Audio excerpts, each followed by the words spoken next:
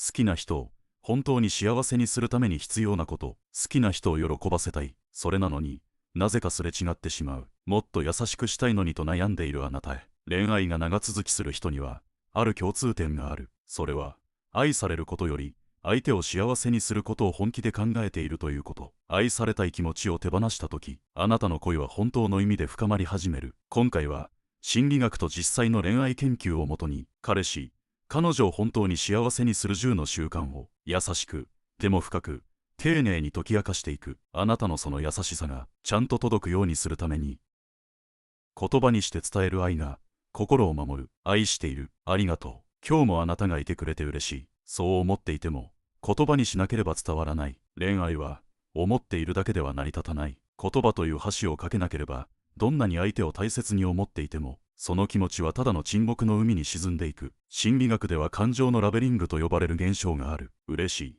悲しい、寂しい。こうして言葉で感情を名付けることで、人は自分の気持ちを整理し相手に伝えることができるようになる。例えば、あなたが何気なくありがとうと伝えたとする。その一言が相手にとっては私は大切にされているという証拠になる。逆に何も言わずに当たり前のように受け取れば、相手は私は空気のような存在なのかもしれないと心を閉ざしてしまうかもしれない。愛は沈黙の中では育たない。伝えることを怠った瞬間から関係は少しずつ乾いていく。言わなくても分かってほしいと願うのは人間の自然な気持ちだ。でもそれを続けていると二人の間に誤解が積み重なっていく。愛しているなら言葉にする。感謝しているなら声に出す。不安や寂しさも我慢するのではなく静かに打ち明ける。それは決して重荷ではない。むしろ自分の気持ちを正直に伝えてくれる人の方が信頼される。言葉にしてくれる人は相手の心を軽くすることができるから。だから思った時に言ってほしい。今日もいてくれてありがとうと。照れくさくてもたった一言で恋は深まり心は守られる。言葉にする愛には力がある。そしてその力は沈黙にはない優しさを確かに届けてくれる。二人だけの習慣が絆を深くする。恋愛が長く続くカップルには必ず共通点がある。それは日常の中に二人だけのリズムを持っているということだ。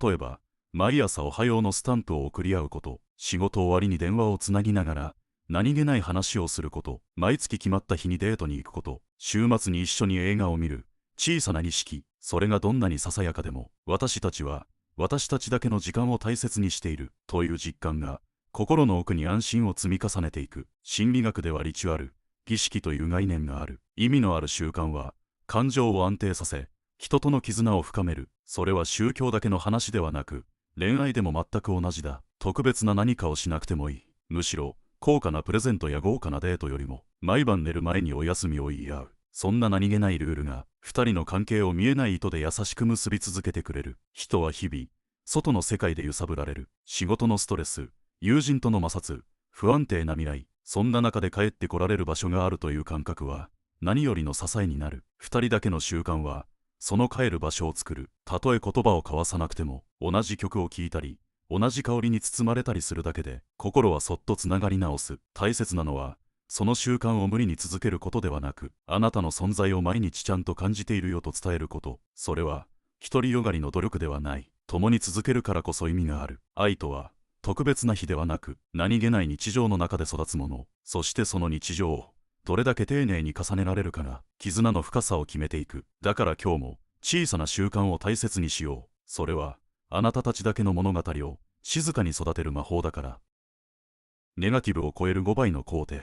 どれだけ仲の良いカップルでも小さな不満やすれ違いはいつか必ず訪れる。むしろぶつかることのない関係はどちらかが我慢を重ねているだけかもしれない。大切なのは衝突を避けることではない。その後にどれだけ多くの肯定を積み重ねられるかだ。アメリカの心理学者ジョン・ゴットマン博士は数千組の夫婦を長年観察し、ある法則を見つけた。幸せな関係を維持するためにはネガティブなやり取り一つに対してポジティブなやり取りが5つ必要だという。つまりちょっとした言い合いをしたらそれ以上に笑顔、感謝、共感、スキンシップ、励ましといった温かい関係の証を返していかなければ心のバランスは崩れていく。言葉だけではない。目を見てうなずくこと、一緒に笑うこと、飲み物をさりげなく用意すること、手を握ること、そうした行動一つ一つが心の傷を癒す力になる。人の脳はネガティブな刺激に強く反応する。だからたった一言の冷たい言葉が5つの優しさをかき消してしまうこともある。でも諦めないでほしい。ネガティブは残るけれどポジティブは積み重ねられる。相手の心に私は大切にされているという確信が根付けば、たとえ少しの不満があっても関係は揺るがない。大切な人が落ち込んでいる時こそ優しさを分かりやすく伝える。それは大げさである必要はない。ただ大丈夫だよと言ってそばにいてあげること、それだけで相手の世界は変わる。愛は数学ではないけれど5対1というこのシンプルなバランスは心の平和を守る確かな知恵だ。不満を言うことを恐れないでいい。でもその後でもっと多くの優しさを伝えよう。それが長く続く愛の形。恋人ではなく親友でいること。最初は胸が高鳴るような情熱だった。目が合うたび触れ合うたび心が浮き立つ。でも恋はいつか日常に変わる。その時ただの恋人で終わるのか、それとも人生のパートナーになれるのか、その差を分けるのが親友でいられるかどうかだ。情熱は時間とともに落ち着く。それは決して悪いことじゃない。むしろそこで現れる元の自分をどう受け止めてもらえるかが愛の進化を試される瞬間。親友のような関係とは気を張らず無理せずありのままでいられること。黙っていても心地よく、バカみたいな話で笑い合えて、時には真剣に人生を語れる関係。誰かと親友になるには時間がかかる。信頼を築くには言葉よりも一貫した行動が求められる。嘘をつかない、秘密を作らない、小さな約束を守る。そうした積み重ねの先に何があってもこの人は私の味方という安心が生まれる。恋愛も同じだ。好きだから一緒にいるという気持ちだけでは困難を乗り越えられない瞬間が来る。その時支えになるのが、この人は私の親友でもあるという土台。悩みを共有できるか、笑いを分かち合えるか、相手の成功を妬むのではなく心から喜べるか、それができる関係はたとえ恋の火が少し静まっても深い安心感と絆で結ばれている。恋人として魅力的であることも大事。でもそれ以上に心から信頼できる相手でいること。その関係は時間が経つほど強くなっていく。もしあなたが相手にとって親友になれているか不安に思ったら、まずは相手の話を最後まで聞いてみてほしい。助言や答えを出さずただ聞くだけでいい。それが最初の一歩になる。恋は始まり、友情は続ける力をくれる。だから今日も相手と向き合ってほしい。恋人でありながら親友であること、それが最も強く優しい愛の形だから。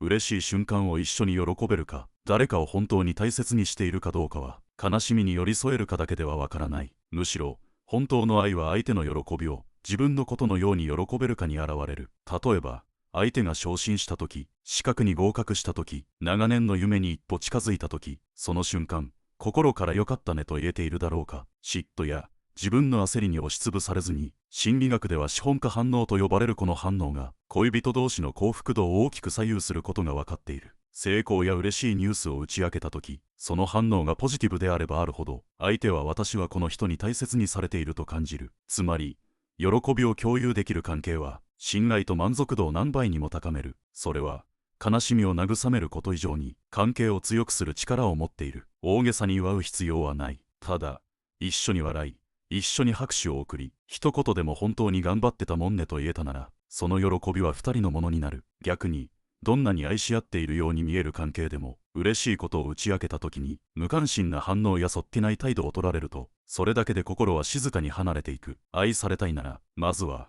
相手の喜びにちゃんと反応すること。それは私の存在はあなたの幸せにとって意味があると伝えることでもある。些細なことでも構わない。今日の髪型がいいねとか、仕事で褒められたんだってすごいねとか、毎日の中に小さな拍手の場面はきっとある。人は自分の喜びを受け止めてくれる相手に自然と心を開く。だから幸せになってほしいなら、その人の幸せを一緒に感じてあげてほしい。喜びは分かち合うことで倍になる。そしてそれは二人の関係をもっと深く、強く、美しくする。沈黙の時間を安心に変える。会話が途切れた瞬間になんとなく気まずさを感じることはないだろうか。何か話さなきゃと焦ったり、退屈させてるんじゃないかと不安になったり。けれど本当に深い関係になると、沈黙は不安ではなく安心に変わっていく。大切なのは沈黙を埋めることではない。沈黙の中でも心がつながっていると感じられること。それが二人の間に本当の信頼があるという証拠だ。例えば車の中で並んで座っている時、何も話さずに歩いている時、互いにスマホを見ていても心地よさが流れている時間がある。それは言葉がいらないほど安心できている関係だからこそ生まれる静けさ。心理学ではこれを共存的親密さと呼ぶ。つまり無理に話さなくてもお互いの存在を感じられることで、むしろ絆が深まっていくという現象。愛情の深さは沈黙に現れる。気を使わなくても演じなくてもいい空間。ただ隣にいるだけで心が緩む関係。けれどその安心はいきなり生まれるものではない。相手の気持ちを日頃から丁寧に聞き、小さな不安や違和感を無視せずに寄り添ってきた積み重ねが、ようやく沈黙を安心に変えてくれる。だからもし沈黙に不安を感じるなら、それは関係がまだ浅いというより、もっと安心していいよという心の声かもしれない。あなたの存在は言葉より先に伝わる。ただ黙って隣にいるだけで相手の心を癒せる人になれたら、それは何よりも強い愛の形。沈黙の中で微笑むこと、そっと手を添えること、目を合わせてうなずくだけでもいい。その静かな優しさは言葉では届かない場所にまできっと届いている。違いを受け入れる勇気。どれだけ気が合う二人でも考え方や感じ方が全く同じということはない。むしろ違うからこそ惹かれ合い、違うからこそぶつかる。恋愛は似た者同士だからうまくいくわけではない。違いを恐れず、むしろ受け入れる勇気があるかどうか、それが関係の深さを決めていく。例えばあなたは言葉で気持ちを伝えるのが好きでも、相手は行動で示すタイプかもしれない。あなたが話し合いで解決したいときに、相手は一人で考える時間を求めるかもしれない。その度にどうして分かってくれないのと悲しくなる。けれど、そこで立ち止まってほしい。あなたが分かってほしいと願うように、相手も分かってほしいと感じている。愛とは、相手を自分に合わせさせることではない。自分とは違う価値観や反応に、心を開くこと。それは簡単なことではないけれど、そこにこそ本物のつながりが生まれる。心理学には自己境界、バウンダリーという考えがある。人は誰でも自分だけの内面世界を持っていて、それが尊重されるときに安心して人と関われるようになる。だからこそ、相手の反応が思い通りでなくても、そう感じるんだねと認めること。それは、賛成することとは違う。ただ、その人の存在を否定しないこと。本当に愛したいなら、自分の正しさだけを主張しないで、相手の世界を見ようとする努力をやめないこと。そして、違いをすり合わせることに疲れたときは、うまくいかないねと笑い合える余裕を持ってほしい。それだけで、関係は随分軽くなる。愛とは、同じになることじゃない。違ったままで、一緒にいられること。それができたとき、二人の絆は本物になる。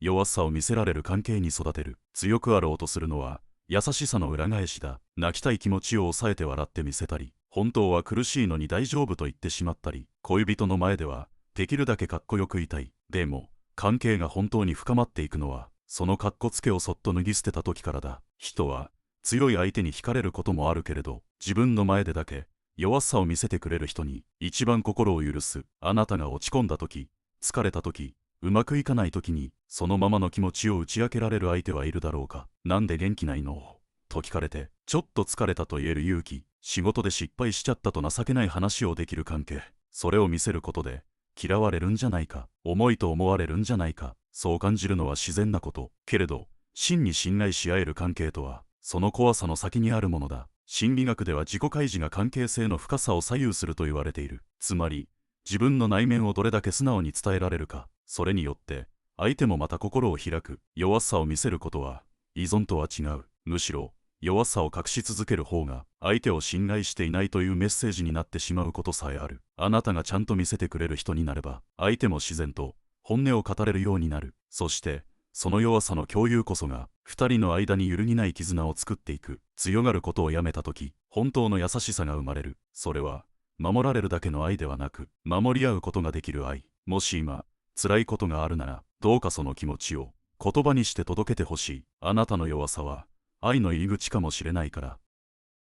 ストレス期こそ、見えない優しさを。元気な時、余裕がある時、恋人に優しくするのは難しくない。でも、本当に大切なのは、相手が辛い時、心が閉じてしまっている時にどう寄り添えるかだ。人は誰でも、ストレスの中にいる時、言葉が少なくなる。表情が険しくなる。距離を取ってしまう。そんな時、冷たくされたと感じるのは当然だけど、本当はその背後に助けてほしいが隠れていることもある。ストレス期の心は、ガラスのように繊細だ。声をかけすぎると割れてしまいそうで、放っておくと、どんどん孤独に沈んでいく。だからこそ必要なのが目に見えない優しさ。例えば、いつもより家事を引き受けてあげる。コーヒーを入れてそっと机の上に置いておく。何も言わずに隣にいるだけでいいと伝える。この時期のケアは派手な言葉よりも気づかれない気遣いにこそ価値がある。心理学では非言語的サポートが重要だとされている。つまり相手が気づかないほど自然な形で支えること。それによって相手は自分のペースで立ち直っていける。愛とは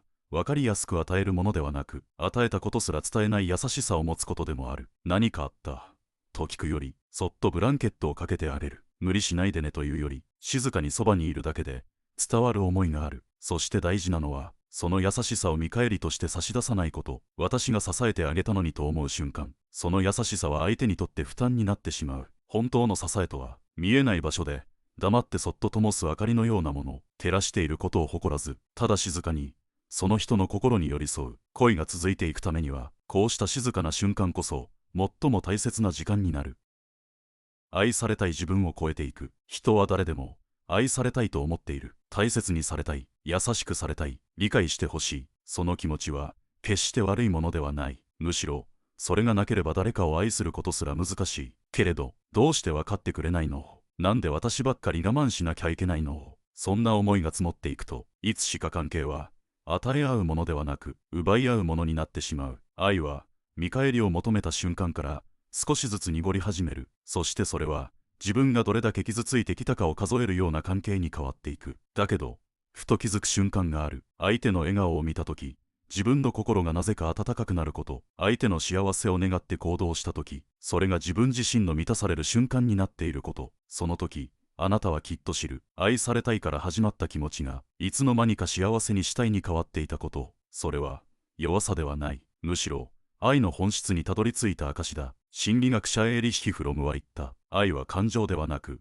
決断であり行動であると。つまり愛するということは選び続けること、与え続けること、そして自分を超えて相手の幸せを祈ること。もちろんいつも完璧にはできない。疲れる日もある。不安になる夜もある。でもそれでもこの人を幸せにしたいと思える自分でいたい。そう願うその気持ちこそが愛の証だ。あなたが与えた優しさは目に見えない形で必ず返ってくる。それは今日ではないかもしれないし、同じ人からではないかもしれない。でもあなたが愛した分だけ世界は確かに優しくなっていく。愛されたいという気持ちを否定する必要なんてない。でもその先にある誰かを幸せにしたいという願いこそが人を強く美しくする。あなたがもし今誰かを心から大切に思っているなら、その思いはもうすでに誰かの世界を明るく照らしている。